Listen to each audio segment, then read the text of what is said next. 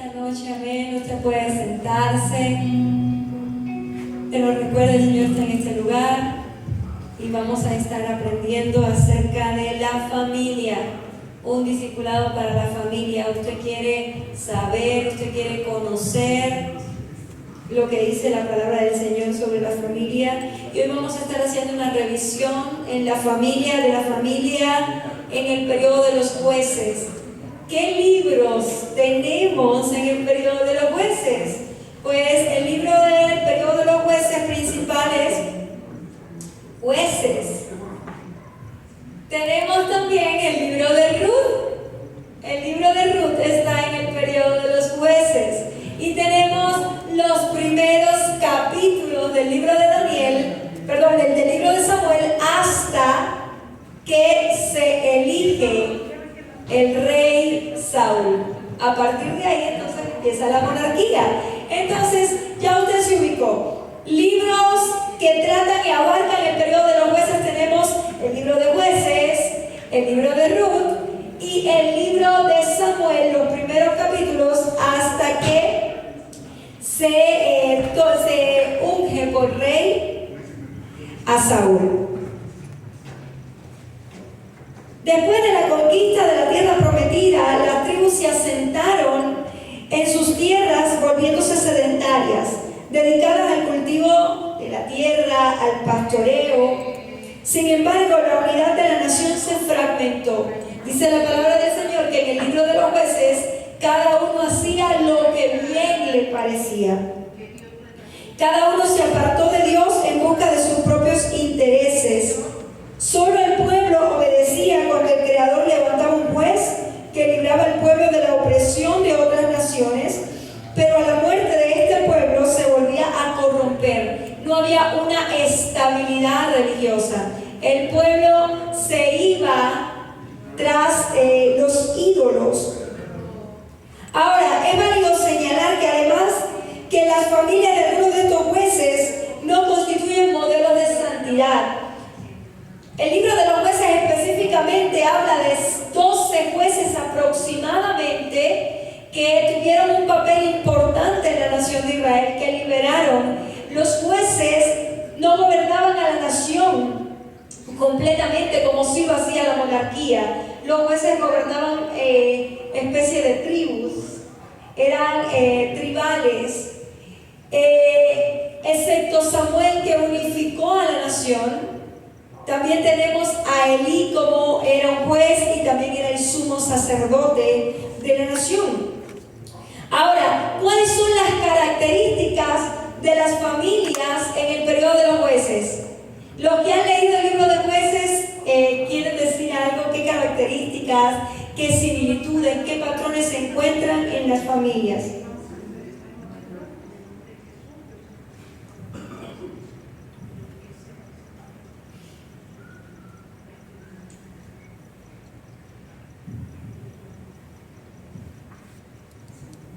¿Ninguna característica o no han leído el libro de los jueces?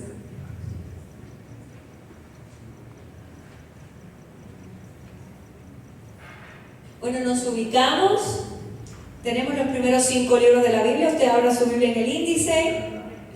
Primeros 5 libros de la Biblia: Génesis, Éxodo, Levítico, Número y Deuteronomio, que abarcan el periodo Génesis de la creación hasta que muere José en Egipto. Pero este libro es escrito por Moisés aproximadamente en el 1500 a.C. Luego el Éxodo abarca la historia de la familia de Moisés y la salida de la nación de Egipto. Luego Levítico, Números y Deuteronomio abarcan los 40 años en los que Israel estuvo errante por el desierto hasta entrar a la conquista de la tierra prometida. Josué, el primer libro histórico del Antiguo Testamento, abarca el periodo de la conquista, y Jueces, el 6.º libro en orden en el Antiguo Testamento, en nuestras Biblias, precisamente trata en el periodo desde la conquista a la muerte de Josué hasta que el pueblo, hasta la historia de Samuel, porque Samuel es el que va a unificar la nación y luego viene la monarquía. Entonces, ¿qué características tenemos en las familias de la época de los jueces? Tenemos familias patriarcales. El padre de familia, quien era el antepasado varón más viejo, dictaba las normas y funciones de cada uno de los miembros. 2. Segunda característica, familias construidas por matrimonios polígamos. Aquí tenemos que los hombres tienen varias esposas. Los padres de familia solían tener muchas esposas y concubinas, ya que la mujer era considerada una propiedad más del varón, líder de la familia. Dice la Biblia que en el periodo de los jueces, cada uno hacía lo que bien le parecía y se apartaban del Señor.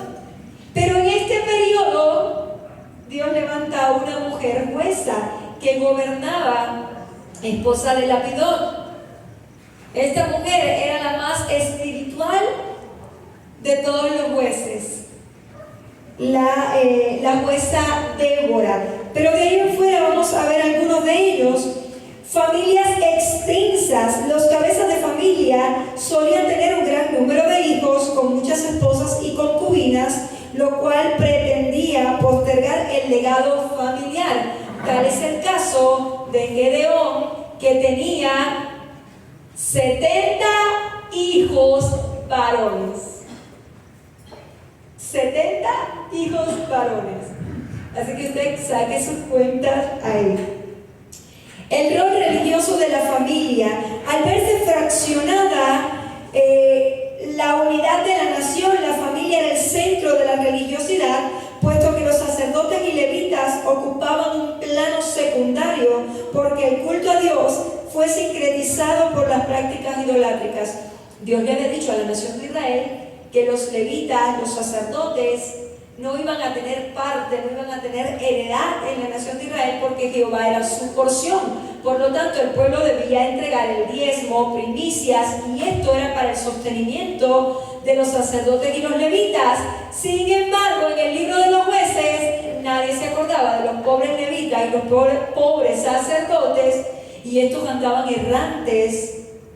Capítulo 19 del libro de Jueces, el levita y su concubina andaban errantes, no tenían sustento, porque la nación estaba como bien le parecía y se habían alejado de Dios. Familias inestables. El periodo de los jueces fue turbulento, marcado por los ciclos de pecado y liberación, lo que a su vez afectó la estabilidad de la familia. El pueblo se alejaba de Dios, iba tras los baales, los ídolos. Dios le mandaba juicio a través de una nación extranjera que rodeaba, los subyugaba, y entonces en medio de ese juicio el pueblo se acordaba de Jehová, y entonces Dios les levantaba un juez que liberaba a la nación o a esa parte que estaba subyugada, y durante la vida de ese juez el pueblo se volvía a Dios. Pero luego, cuando se moría, las nuevas generaciones volvían a hacer lo malo ante los ojos de Jehová, y se repetía el ciclo. Por eso dice que estaban marcadas por ciclos de pecado y de liberación. Familias con diversos conflictos. Los conflictos internos de la familia se ponen al descubierto en la narrativa. Tenemos un hijo de Gedeón que mata a sus hermanos para ser rey sobre la nación.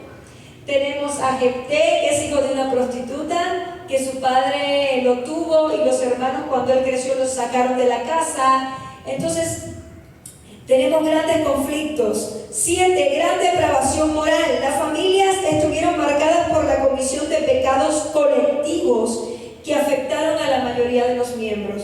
Esas son las características que tenemos de las familias en el periodo de los jueces. En primer lugar, vamos a hablar acerca de la familia de Gedeón. Hay otras familias, pero vamos a hablar acerca de las familias como que más narrativa, que más datos se aportan. Pero lo cierto es que la generalidad no estaba diferente. La historia de Gedeón, lo encontramos desde capítulo 6 al capítulo 9 del libro de Jueces. El libro de los Jueces relata la historia de un varón abieserita de Abieser que liberó al pueblo de Israel de la opresión de los madianitas. Al principio del relato, Gedeón se mostró humilde, obediente a Dios, lo que le llevó a obtener una victoria milagrosa con solo 300 hombres. Sin embargo, al final del capítulo 8, en el versículo 30, se nos declara un rasgo peculiar de su familia, la poligamia.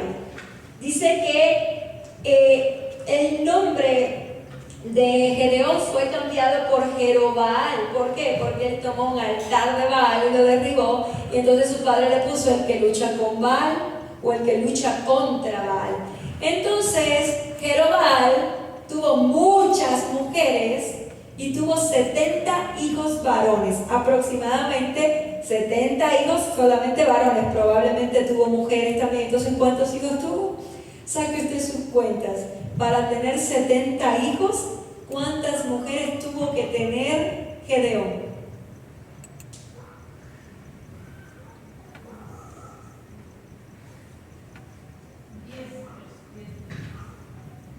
Diez mujeres si hubieran tenido aproximadamente 8 o 9 hijos. Pero tuvo que tener más, porque no todos los hijos probablemente que tenían con sus esposas eran varones. Estos hacían diferencias, ¿no?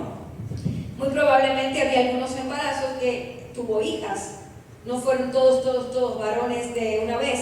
Para tener 70 hijos varones, sin contar mujeres, muy probablemente tuvo unas 20, 25 mujeres aproximadamente. Tuvo su propio harén, Gedeón. Entonces, un número considerable de hijos aún para una familia patriarcal de la antigüedad. Otro rasgo de conflicto se asocia, y vamos a leer Jueces 8:27. ¿Quién me ayuda a leer Jueces 8:27?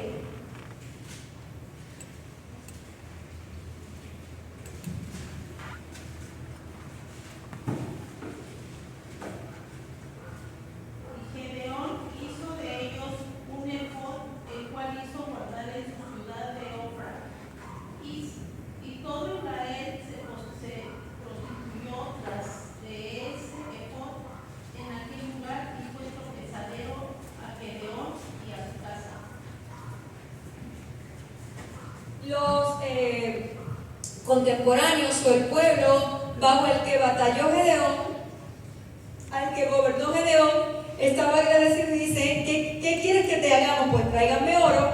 Y él se construyó un efod. ¿Qué es un efod? Lo encontramos en Levítico. ¿Lo han leído? ¿Qué era el efod? Como un tipo vestido, pero era pues nada más una parte de aquí y una parte de atrás con su retraso. ¿Quiénes usaban el efod? El sumo sacerdote. El sumo sacerdote usaba el efod. Entonces, ¿qué representaba esto? Pues que Gedeón se hizo su propia religión. Y con esta propia religión ordenó sus propios sacerdotes que no eran levitas. O sea, se compró su propia religión, se alquiló su propia religión. Es como si dijéramos ahora usted, o yo dijera: me voy a hacer mi propia iglesia bajo mis propias normas y bajo mi propio evangelio, y meto un poco de la Biblia, un poco de aquí, un poco de allá, y hago de todo. Y dice la Biblia que hizo a la nación de Israel, que había liderado para volverse a Jehová, la hizo prostituirse en el sentido espiritual, adorar falsamente la religión que había hecho Gedeón. ¿Esto es consecuencia de qué? Pues de ¿qué estaba promoviendo Gedeón? Pues Gedeón estaba promoviendo su propia persona. Soy exitoso, soy valiente, soy fuerte, miren todos mis hijos, miren todo lo que Dios me ha dado, obsérvenme. Entonces era parte de la soberbia de Gedeón que llevó al pueblo a desviarse con su propia religión. En el capítulo 9 se describen las consecuencias de la poligamia y el sincretismo de Gedeón, puesto que uno de sus hijos, Abimelech, concubina de Siquem, se rebeló contra sus propios hermanos y los mató, intentando de esta manera ser el rey. Este acto condujo a la ruina a la familia y la práctica extinción del legado de Gedeón, ya que solo quedó Jotán, hijo menor de Gedeón. Vamos a leer Jueces 9:5. ¿Y qué pasó aquí? Pues que sus hijos se pelearon. ¿Por qué? Porque se creían con el derecho de reinar por su propio padre. ¿Quién me ayuda con Jueces 9:5? Jueces 9:5, adelante. Viniendo a la casa de su padre en Ofra, mató a sus hermanos, los hijos de Jerubbaal, 70 varones sobre una misma piedra, pero quedó Jotán, el hijo menor de Jerubbaal, que se expandió. Jerubbaal.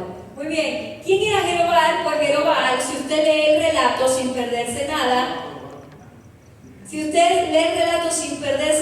Jerubbaal es el nombre que su padre le puso a Gedeón por haber roto el altar de Baal. Quiere decir en hebreo el que pelea contra Baal, el que se rebela contra Baal. ¿Por qué? Porque Gedeón quería preservar la adoración a Dios. Y es significativo cómo es posible que un hombre que rompe el altar de Baal, que dice vamos a adorar a Dios, ahora esté buscando su propia religión y su propia honra. ¿Y qué sucedió precisamente? Porque aunque era un hombre lleno del Espíritu Santo, dice la palabra del Señor en el texto hebreo que el Espíritu Santo se vestía de Gedeón como si fuera un guante. Gedeón era la ropa del Espíritu Santo, más o menos parafraseando el verbo que se usa. Cuando Gedeón hacía todas estas cosas era por la obra del Espíritu Santo. Hermanos amados, los dones del Espíritu Santo no son señal de que somos santos delante de Dios. Hay que buscar los dones, pero hay que buscar la santidad. Y es una doble obra del Espíritu Santo, la santificación y los dones. Entonces Gedeón podía libertar al pueblo, pero su carácter, su santidad no era la más apropiada. ¿Por qué? Porque hizo permisos, se tomó algunas licencias.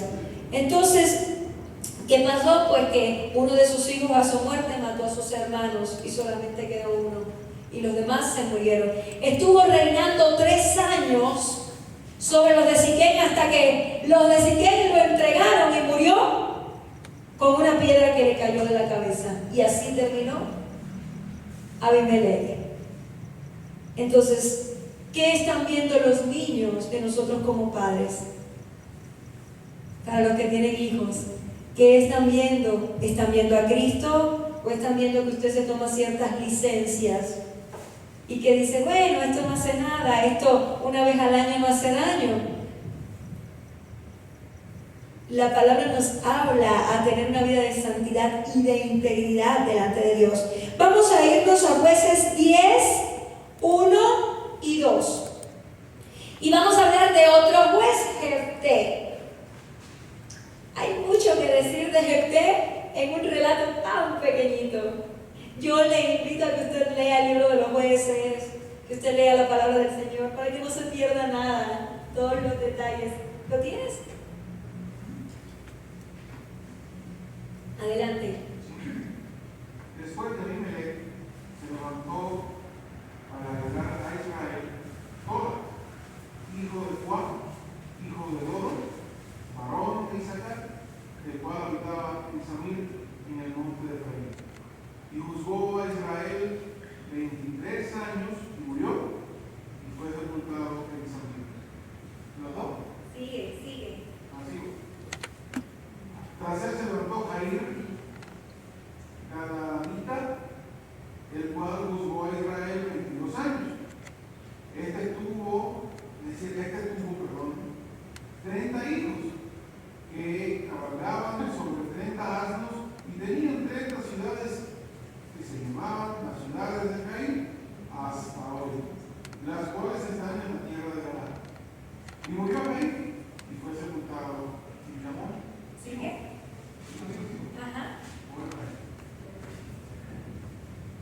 Dice, bueno, Jefté y libertad.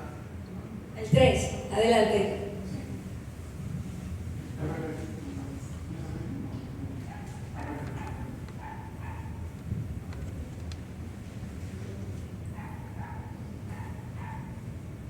Versículo 3. Jueces 10:3. Adelante, sigue 4, 5, 6. Ajá. Dice, pero los hijos de Israel volvieron a hacer lo malo ante los ojos de Jehová y siguieron a los Gales y a Astarot, a los dioses de Siria, a los dioses de Sidón, a los dioses de Moab, a los dioses de los hijos de Amón, a los dioses de los filisteos, y dejaron a Jehová y no les sirvieron. ¿Sigo? Sí. Y se encendió la ira de Jehová contra Israel y los entregó en manos de los filisteos y en manos de los hijos de Amón, los cuales oprimieron y quebrantaron a los hijos de Israel en aquel tiempo 18 años. A todos los hijos de Israel que estaban al otro lado del Jordán, en la tierra de Amorreo, que está en Canaán. Y a los hijos de Amón pasaron para hacer también guerra contra Judá y contra Benjamín y la casa de Efraín. Y fue afligido Israel en gran manera.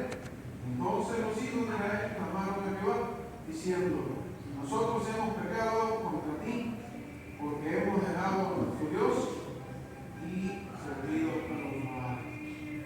Y Jehová respondió a los hijos de Israel: ¿no habéis sido oprimidos de Egipto, de los amorreos, y de los amonitas, y de los filisteos, de los de Sidón, de Amalec, de Maón, y clamando a mí, no os libré de sus manos?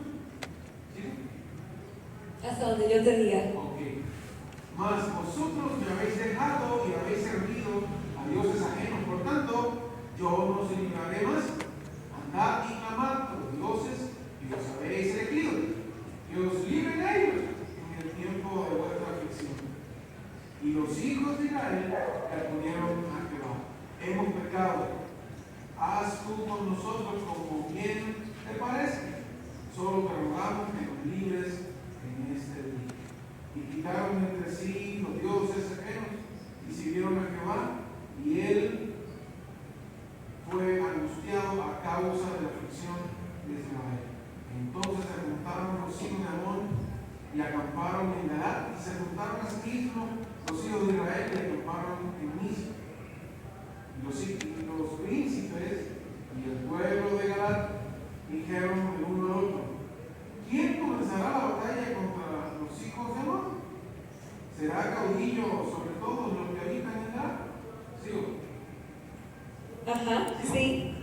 Jefté Galadita era esforzado y valeroso, era hijo de una mujer ramera, y el padre de Jefté era Galad. Pero la mujer de Galad le dio hijos, los cuales, cuando crecieron, echaron fuera a Jefté, diciéndole: no heredarás en la casa de nuestro padre, porque eres hijo de otra mujer.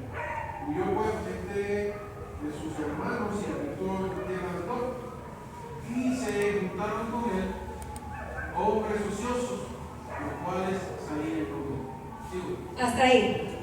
Déjalo por ahí. Entonces vamos a rectificar un poco la cita. Es 10:11, ¿verdad? 10:11 hasta el 11:40. Son 2 capítulos. La escritura describe que era un hijo ilegítimo, producto de la fornicación de su padre Galadita con una prostituta. Se nos dice además que al crecer sus hermanos lo echaron de la familia y habitó en Tob como un grupo de delincuentes. ¿Cómo dice que eran con los que se juntaban? Ociosos, eran delincuentes. Se juntaba con delincuentes, andaba haciendo tronerías por ahí, andaba de conflictivo. Este era Jefté. Ahora, tras la invasión amonita a la tierra de Galaad, sus parientes le pidieron ayuda y le ofrecieron el puesto de caudillo. Ahora bien, aunque Jefté reconoció a Dios y buscó buscó su ayuda, sus creencias religiosas sincretizaban con el paganismo gentil que rodeaba a la nación de Israel, y esto le trajo grandes consecuencias. Su voto a Jehová es como una muestra de ello. Vamos a leer 11, 30 y 31.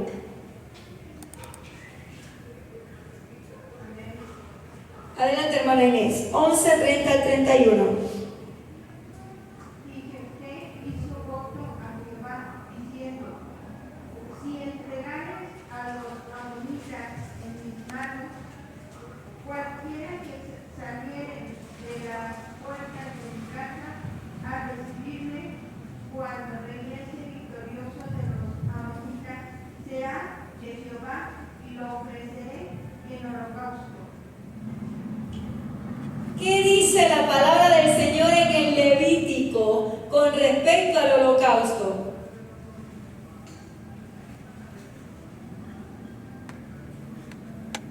¿Qué dice la palabra del Señor? ¿Qué se ofrecía en holocausto? El día de la expiación, ofrenda del todo quemada. ¿Qué se ofrecía en holocausto? 2 animales.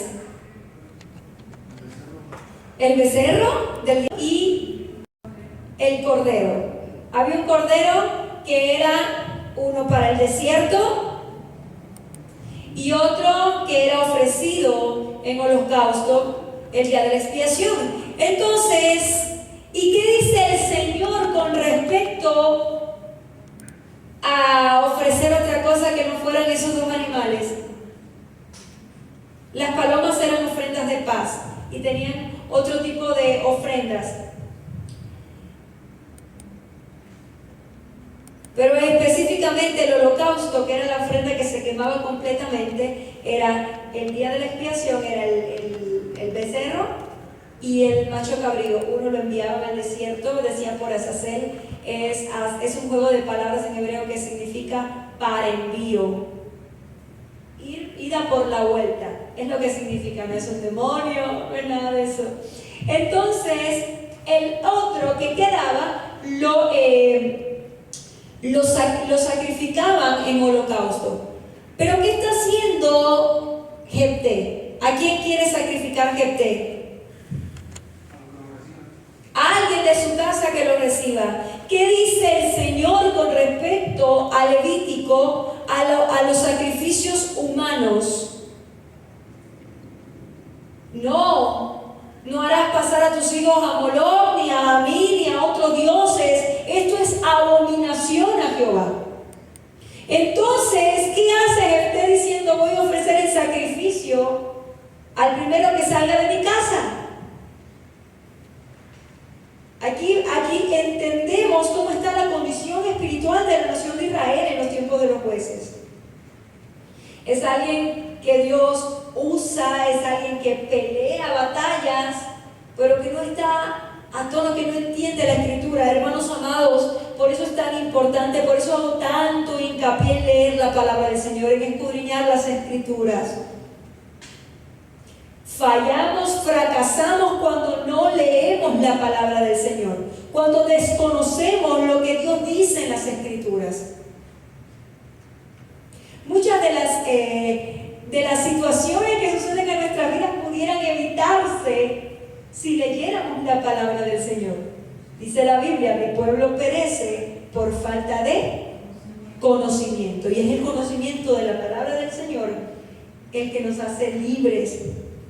Entonces, él hace este voto a Jehová. Jehová no le pide este voto, porque el holocausto de ovejas y de vacas, no de humanos. ¿Y quién es el que sale regresando de la guerra?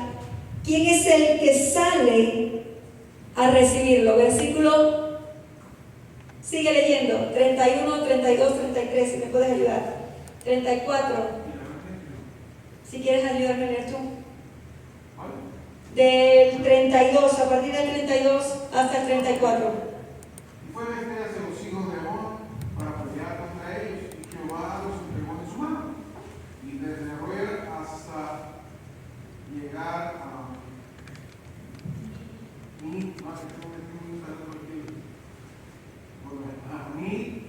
dice, 20 ciudades y hasta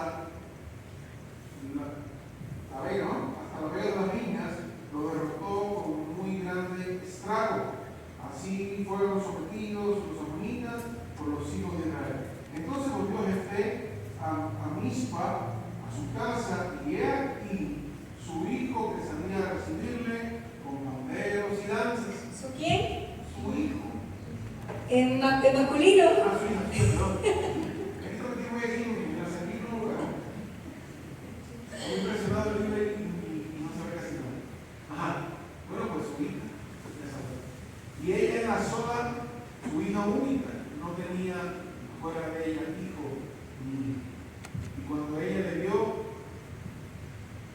cuando él la vio, dice la palabra, cogió sus vestidos diciendo, ay, hija mía, en verdad me has abatido y tú misma has venido a ser causa de mi dolor, porque le he dado palabra a Jehová y no podré retractarme.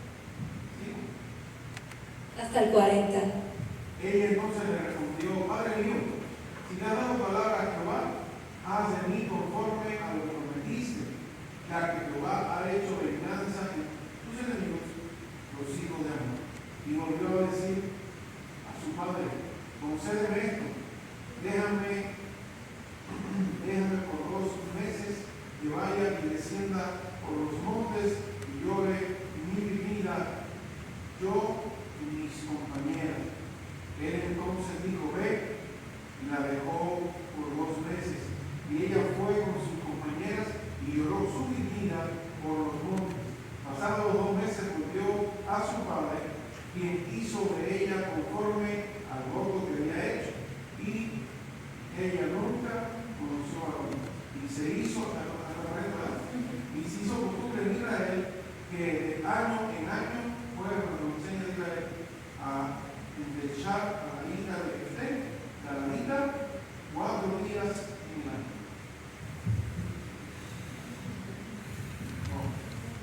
Está fuerte el pasaje, ¿verdad?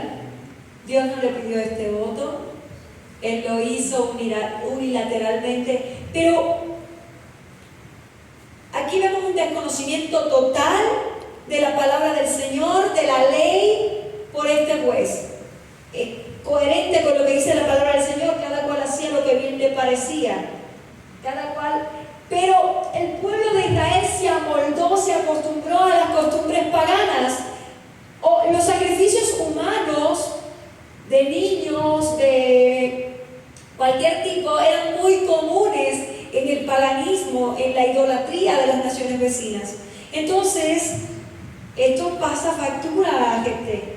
Jefté hace lo mismo que ve hacer afuera. ¿Por qué? Porque desconoce la palabra del Señor. Entonces, ¿qué podemos aprender, hermanos? Hay veces que hacemos votos, hacemos promesas a Dios que no son bíblicas, que Dios no pide, que están fuera de la palabra del Señor, que están en contra de la palabra del Señor. Y aquí vemos la tristeza de Jefté. Jefté pierde su única hija y la sacrifica. Dios no le pidió esto. Esto es abominación a Jehová, lo que él hizo. Hermanos amados, en el contexto de la familia, cuidémonos de hacer votos que Jehová nos pide. ¿Cómo lo vamos a hacer? Leyendo la palabra del Señor, aprendiendo la palabra del Señor. Es la única forma en la que podemos ofrecer una adoración bíblica, ofrecer una adoración coherente con la palabra del Señor, coherente con lo que Dios demanda. ¿Preguntas, comentarios hasta aquí? Vamos a analizar un ejemplo más y vamos a dejar otros 3 para el siguiente miércoles. Vamos a leer capítulos 13 al 16, 4 capítulos. Los padres de Sansón, Manoa y su esposa estéril, que no se dice el nombre. La familia de Sansón parece ser una excepción a la costumbre de la poligamia en el periodo de los jueces. un varón espiritual. Manoa tiene una sola esposa, pero esta esposa es estéril. Y en la narrativa sugiere que tenían un matrimonio monogámico. Esta es la norma general, excepto en el periodo de los jueces, que la gente hacía lo que quería. Otro dato importante que se resalta es la fe y la piedad de ambos padres en medio del sincretismo religioso de la época. Ambos eran obedientes a la guianza de Dios y le inculcaron a su hijo Sansón la fe. En contraste con las familias conflictivas de los jueces, esta familia parece tener una relación sólida entre sus miembros. Sin embargo, la narrativa del capítulo deja entrever que los padres de Sansón no le pusieron límites y lo dejaron hacer lo que él quería. Y esto lo llevó a la ruina. Sansón era la persona indicada para cumplir el propósito de unificar a la nación, que no fue hasta el tiempo de Samuel. Era un hombre lleno del Espíritu Santo, pero no era espiritual. No era espiritual. ¿Cuál era el problema de Sansón? A ver, los que han leído la Biblia. Sansón tenía un problema de faldas y le gustaban las mujeres, pero no las mujeres israelitas. Otro gran problema. ¿Cuáles le gustaban? Las filisteas. Porque es un gran problema para Sansón. Bueno, Sansón en primer lugar tenía un voto nazareo a Dios. ¿Qué significaba tener un voto nazareo? El nazareo estaba consagrado a Dios desde su nacimiento, de la misma manera que estaban los levitas y los sacerdotes. No podía tocar cosas muertas, no podía tocar cosas inmundas, no podía tomar alcohol de ningún tipo, ni vino, ni sidra, ni comer el fruto de la uva. No podía casarse con una mujer gentil. Tenía que ser de la nación, porque estaba consagrado a Jehová. Y el símbolo del voto nazareo en el Antiguo Testamento era el cabello largo. Y a veces en las clases del ministerio infantil nos imaginamos a Sansón una especie de Hércules, pero esto es falso. Si nosotros leemos la Biblia, dice que los filisteos no encontraban la razón de su fuerza. Y si no encontraban la razón de su fuerza era porque era un judío, un hebreo promedio, unos 70 y tantos, de una dieta kosher no engorda, no tenía grasa, no tenía carbohidratos. La dieta, de acuerdo con la Torá, la comida kosher era una comida muy saludable, entonces era delgado, de complexión delgada, de estatura promedio. ¿Qué era lo que hacía que Sansón tuviera la fuerza descomunal? El Espíritu Santo de Dios, era la obra del Espíritu Santo de Dios. Pero Sansón lo encontramos en estos capítulos bebiendo vino. ¿Y bebiendo vino saben dónde? En el templo de Dagón. Sansón, consagrado a Jehová, bebiendo vino con las prostitutas. ¿Por qué? Porque él iba a tener intimidad con las mujeres prostitutas filisteas, pero en el contexto de la idolatría. Y ahí estaba Sansón, en su borrachera, ahí estaba Sansón. Los padres me dicen, cuando toma la primera mujer, no hay mujeres en Israel adecuadas, no, pero que yo quiero esta. Dice, esto venía de parte de Jehová, pero cuando analizamos realmente el texto, Jehová lo permitió por la dureza del corazón de Sansón, hasta que se le acabó, porque el Espíritu de Dios se puede apartar de nosotros. Eso lo podemos aprender hasta que el Espíritu Santo de Dios se apartó. Y las veces que Sansón va con Dalila, y Dalila le dice, no, el secreto de mi fuerza es tal, el secreto de mi fuerza es tal, hasta que le dice, no, está en mi cabello. Fíjense, el secreto de mi fuerza está en mi cabello, pero el cabello no era el secreto de su fuerza, el secreto de su fuerza era el Espíritu Santo.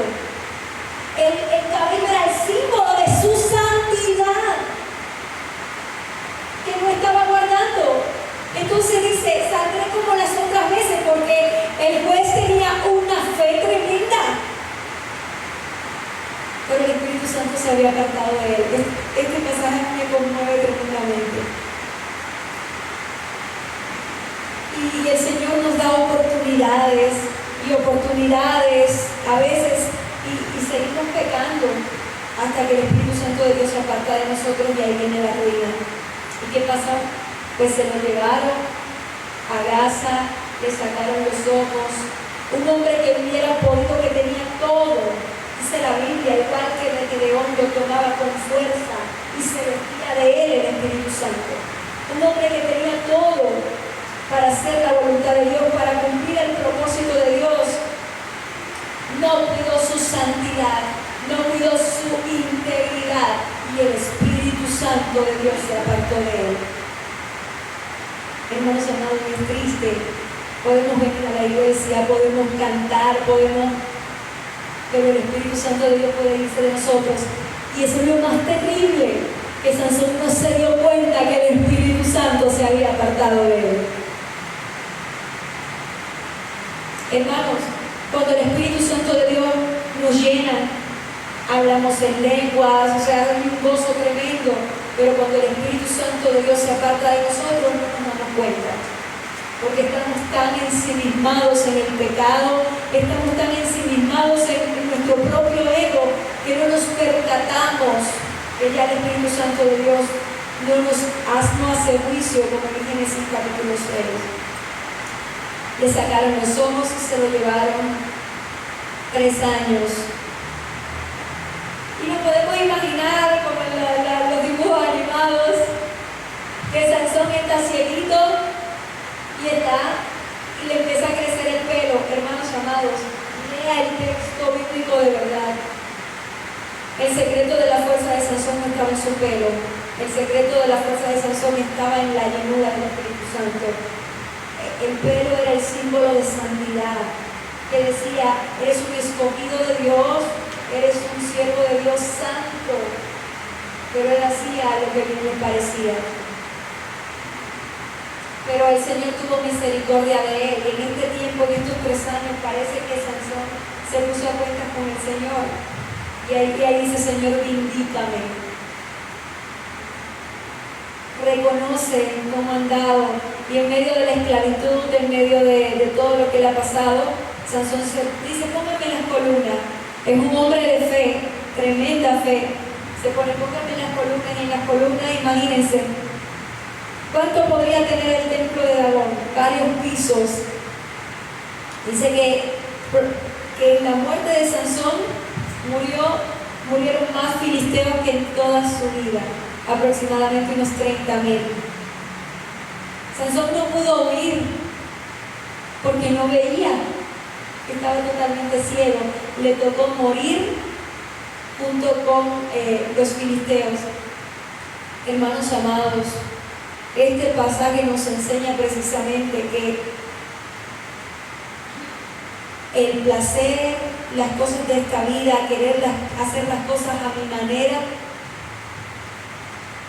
puede impedir que yo cumpla el propósito de Dios, incluso puede apartarme de la gracia de Dios, puede alejarme del propósito de Dios, puede alejarme de la salvación, como con Sansón.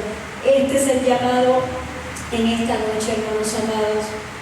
No nos dejemos deslumbrar por los dones espirituales. El domingo tuvimos un fluir de Dios tremendo, maravilloso. No nos dejemos deslumbrar y pensemos que porque hay dones, todo está bien. Busquemos la santidad, busquemos el fruto del Espíritu, porque el fruto del Espíritu es lo que nos va a hacer irnos con Cristo cuando Él venga.